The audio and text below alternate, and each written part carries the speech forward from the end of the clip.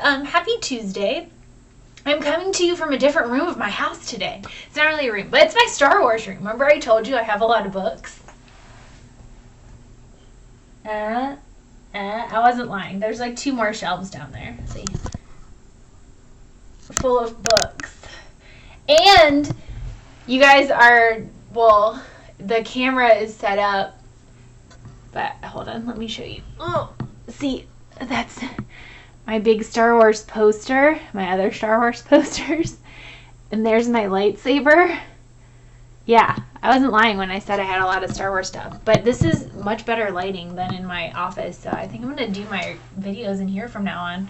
You like my shirt? It says, sometimes I wish I was a hippo, because I do wish I was a hippo. Anyways, okay, so let's go ahead and get started. Okay, I'm not prepared today, as you can tell. Okay, vocabulary. First word is apprentice. An apprentice is somebody who works with somebody else and basically learned how to do a job from them. So teachers are apprentices. A lot of people are apprentices actually in the world today. The next word is cottage. A cottage is basically a really small house that usually we think of as being like out in the country or being kind of like out in the world in like a fantasy and fairy tales. The next word is mortal. Mortal means that you're able to die. So humans are mortal. We grow, we get old, we die. Fairies, fae folk, vampires, a lot of monsters are not mortal. They live forever. They're not real, but ravens. Raven is basically a really big crow. It's a large black bird. Typically, it eats carrion or dead animals, and also we see a lot of ravens.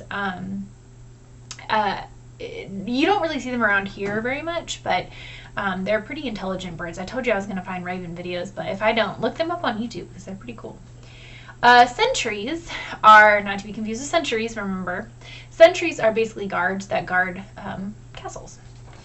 Spooky is creepy, and strategy is basically just a way of solving a problem. So we use strategies in class all the time to solve like math problems, but you can also use strategies to win a war or win a fight or, you know, solve a major problem when you're on a quest or something like that. So let's go ahead and get started. I gotta go get the book. Okay, so today we're going to try to read 3 chapters. So Jack and Annie get sent to another place, and they're basically asked to solve a mission in a castle, and they're given a friend. They're given Teddy to help them, and Merlin tells them that they're going to enter a tunnel of fear, and they're supposed to bring order to a castle.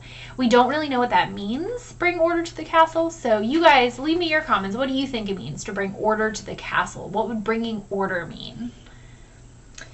Okay, chapter 3 is called Rock. It was cooler outside now. Daylight was fading quickly, and the wind had picked up. "A grand adventure for us, huh?" said Teddy. "Yes," said Annie. Jack was excited too, but he had a lot of questions.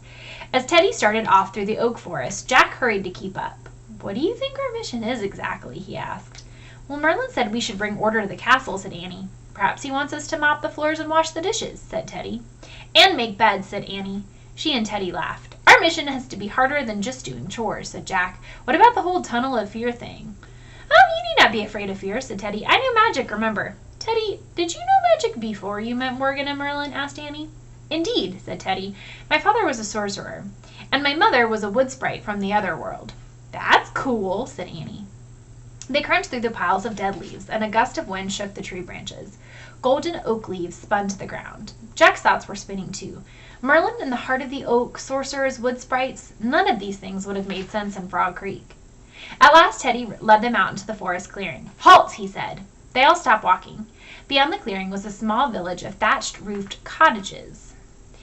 Cottage windows twinkled in the candlelight. Chimney smoke rose into the dusty sky.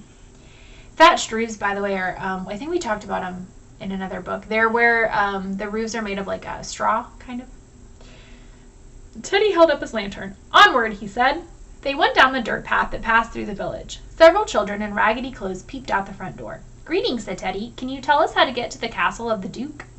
"The castle," said the boy in a frightened voice. "'Tis just beyond the wood." He pointed at a forest on the other side of the village. "Follow the path and you'll come to it." "Oh, but you mustn't go," said a girl. "Why not?" asked Annie. Something has been very wrong at the castle, said the girl, ever since the ravens came. Has anyone been there to see what's going on? Asked Jack.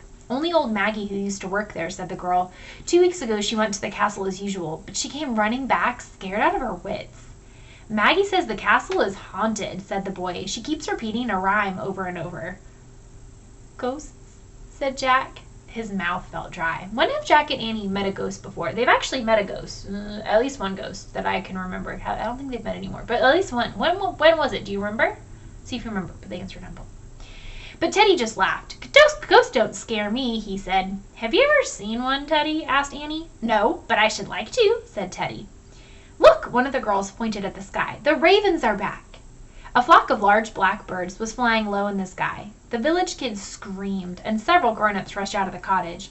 Go away, a woman yelled at the ravens. She picked up a handful of stones and began throwing them at the birds. Leave us alone! Stop, Annie cried. You'll hurt them. A stone struck one of the ravens, and it fell to the ground. Oh no, cried Annie. The grown-ups pulled their children inside. Doors slammed and shutters closed. Annie dashed to the fallen bird and knelt beside it. Jack and Teddy hurried over to Annie and the fallen bird. The bird was crouching, slightly, spreading its wings. Its head was bowed and it made low squeaking sounds. One of its tail feathers was bent. Coo-coo, Teddy said loudly, and he looked at Jack and Annie. I once journeyed to the Isle of Birds to study their language, he said. I learned a bit of dove, but no raven. Don't worry, said Jack. Annie talks to birds and animals in her own language. So there's Teddy and Jack on this page. And there's Annie and the raven. Ravens, by the way, they can't speak, but they can mimic human sounds. I'm sorry for what they did, Annie said softly to the raven, and she stroked its silky black head. What's your name? Rock, the raven croaked. Rock? Your name is Rock, said Annie. Rock, Rock, croaked the raven. See, told you, Jack said to Teddy. Rock, they were afraid of you for some reason. Rock made soft, bell-like sounds. Crong, crong. Yes, that's why they knocked you out of the sky, said Annie. One of your tail feathers is bent, but your wings don't seem hurt. R2 is excited about this book. Rock fluttered his long black wings. He took a few feeble steps. Go on, Rock, Annie coaxed. You can do it. The raven flapped his wings. Quirk, he croaked. He lifted off the ground. Great, said Annie, clapping. Rock flapped his wings.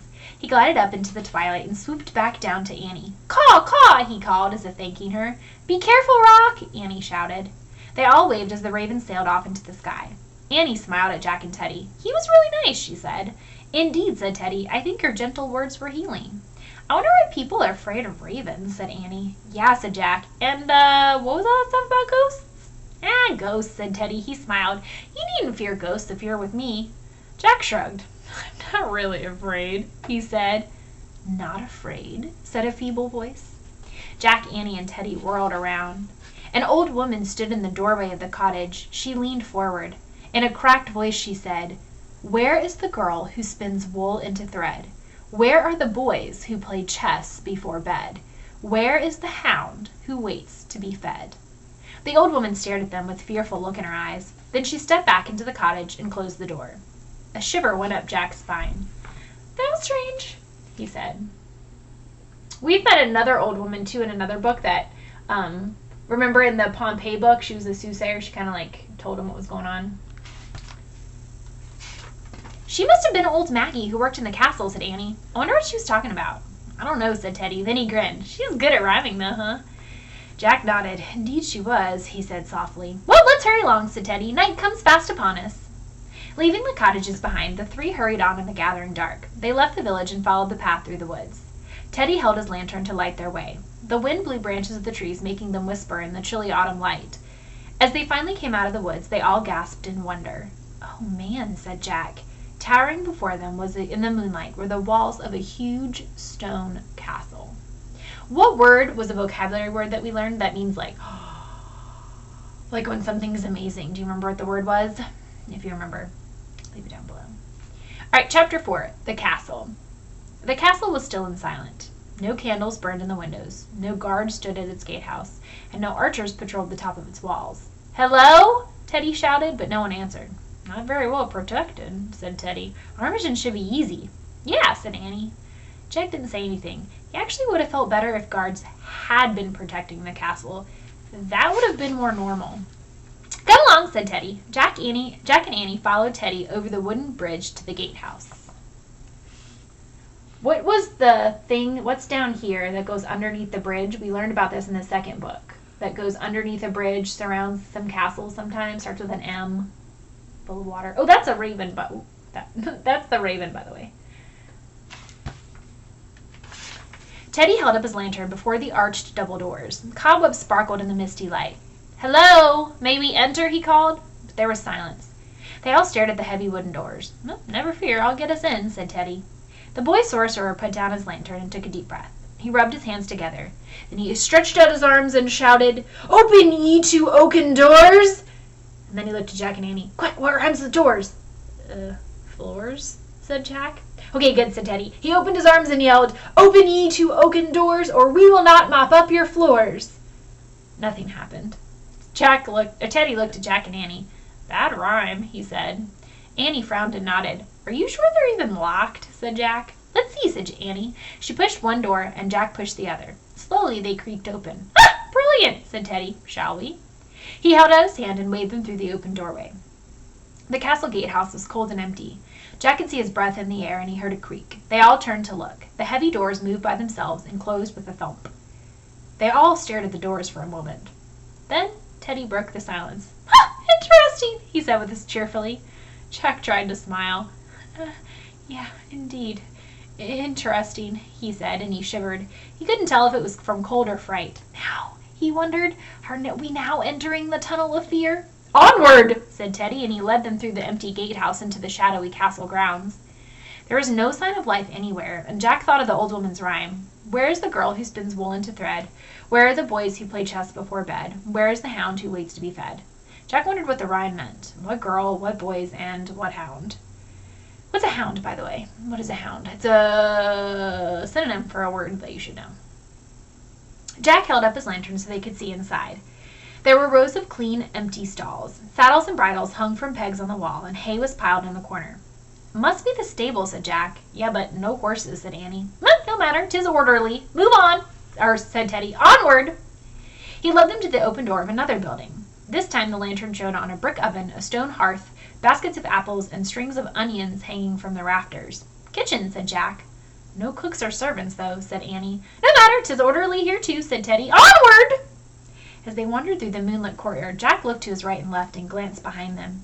If there are ghosts, he thought, what do they look like? Like Halloween ghosts in sheets or see-through people like movies?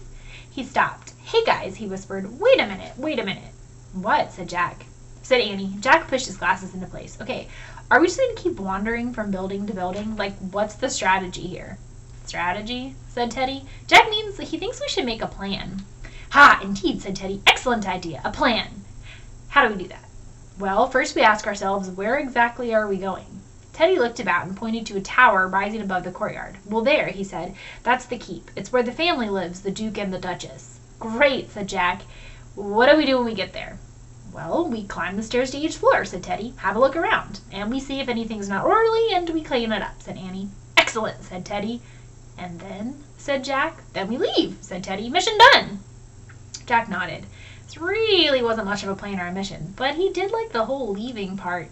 He hoped that happened before any ghosts showed up. "Okay," he said. Holding his lantern to light the way, Teddy led them to the entrance of the castle. He pushed open the door and they stepped inside. Dark figures loomed against the walls. "Ah!" said Jack, and he jumped back, bumping Annie. Annie laughed at him. "It's our shadows," she said. Jack felt silly. "Oh, right, sorry," he said. "Okay, let's find the stairway." "Aye," said Teddy. He started walking towards a dark passage, and Jack and Annie followed.